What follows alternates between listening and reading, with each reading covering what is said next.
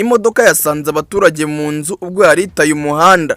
Tariki ya 19 z'ukwa gatatu 2026 mu ntara y'Amajyaruguru mu karere ka Rulindo umurenge wa Rusiga habaye impanuka ikomeye cyane aho imodoka ni cyane y'uruganda rutunganya sima simirwa yaje guta umuhanda ikinjira mu nzu y'umuturage yitwa Twahirwa Ildefonse. Bivuga yuko ngo iyi modoka yabasanze mu nzu tariki ya 18 ubwo bari bayirimo we n'umuryango we maze kayisumira igice kinini kigasenyuka. Uyu muturage yavuze yuko ngo iryo joro ryose bahise basohoka muri iyo nzu maze bagashaka aho bacumbikisha, ndetse kugeza ubu ngubu bakaba babuze aho barambika umusaya kuko aho barara hose iyi modoka yahagonze hakagwa. Uyu muturage we avuga yuko ngo yari yaravuye i Kigali yimutse akaza kuba Rulindo, ndetse ko iyi nzu ariyo yonyine yari afite.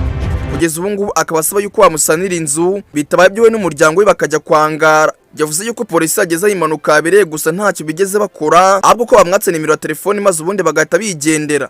Bamwe mu baturage bavuga yuko intandaro y'impanuka ishobora kwatewe n'umunaniro ukabije shoferi yari afite, kuko ngo urebye uburyo imodoka yaguyemo bitataye nuko imodoka yabuze feri cyangwa se andi manzaganya yandi. Bavuga yuko ngo urebye umuvuduko iyi modoka yari ifite wari muke cyane, rero bigatuma bibaza uburyo shoferi na konvayeri barenga umuhanda ariko ntibabimenye kugeza ubwo iyi modoka imanuka mpaka ku nzu y'umuturage. Umushoferi utwaye imodoka yakomeretse bikabije mu gihe umuturage yagongeye inzu n'umuryango we Imana akinze akaboko ntihagire uwihitana. Kugeza ubu ngubu uyu mushoferi yamaze gutabwa muri yombi mu gihe iperereza rigikomeje kugira ngo hamenyekane ukuri ku byabaye, ndetse n'uyu muturage akorerwa ubuvugizi inzu ye isanwa hakiri kare ntarirarenga.